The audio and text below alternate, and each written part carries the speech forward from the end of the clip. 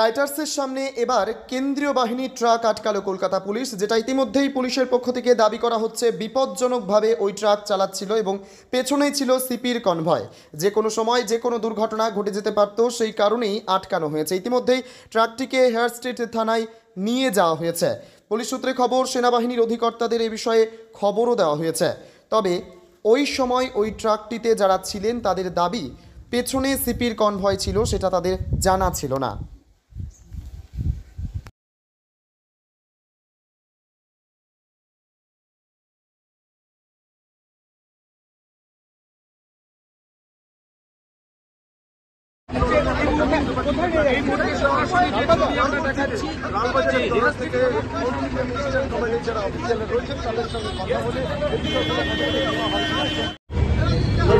Sir क्या हुआ था?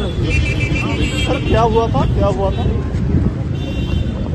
ठीक है साहब, ठीक है सर। क्या हुआ था एक बार बोलिए सर, क्या हुआ था?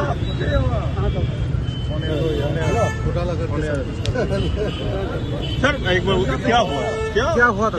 नहीं हुआ कुछ नहीं था। हम इधर से आ रहे थे, हमको जाना था पासपोर्ट ऑफिस, तो इधर से गाड़ी हमको उधर खड़ा करना था। तो यहाँ पे तो उधर जाने के लिए रास्ता नहीं, कहीं का टर्न हुई। तो पीछे से कमिश्नर साहब था, हम लोग गाड़ी इधर चक्का खाली घुमा था खाली, और कमिश्नर साहब पार हो गए। तो उनको लगा था डिस्टर्ब हुआ होगा, इसीलिए गाड़ी में खड़ा किया। क्या गाड़ी आपका ओवर स्पीडिंग था? ओवर स्टीम नहीं था, मैं तो यहाँ उतरने वाला था, तो स्लो था गाड़ी। लेकिन अब तो ओ लेन पे था ना? हाँ, तो यहाँ पे पार्टीशन है, हमको तो ना ध्यान नहीं पड़ा कि हमको तो इधर ही जाना है, रेड लाइट है।